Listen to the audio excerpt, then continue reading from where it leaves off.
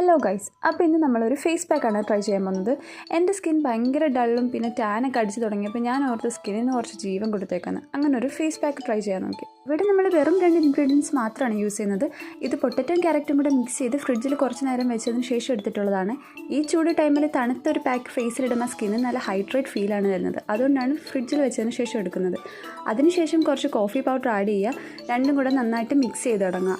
Mix ചെയ്യുമ്പോൾ ശ്രദ്ധിക്കണം, coffee powder എവിടെയും കട്ടയായിട്ടൊന്നും കിടക്കാതെ എല്ലാം ഈക്വലായിട്ട് മിക്സ് ചെയ്ത് ഒരു സെയിം കൺസിസ്റ്റൻസിയിൽ എത്തുന്നവരെ ശ്രദ്ധിക്കണം. മിക്സ് ചെയ്ത് കഴിഞ്ഞ് ഇത് ഇങ്ങനൊരു ഫോമിലാണ് നമുക്ക് കിട്ടുന്നത്. കുറച്ചുകൂടി തിക്നെസ് കൂട്ടണമെങ്കിൽ കുറച്ചുകൂടി കോഫി പൗഡർ ആഡ് ചെയ്താൽ മതി.